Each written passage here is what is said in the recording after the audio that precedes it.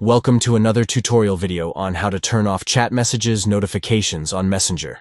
Today, I will guide you through the steps to update this setting on your Android device.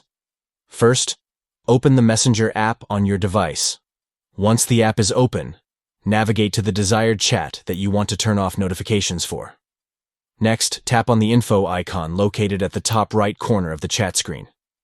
This will open up a menu with various options.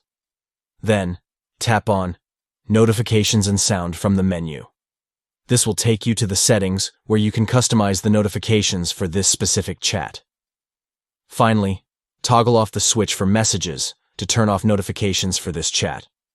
This will prevent you from receiving any notifications for new messages in this chat. And that's it. You have successfully turned off chat messages, notifications for this specific chat on Messenger. Thank you for watching, and don't forget to like and subscribe for more helpful tutorials.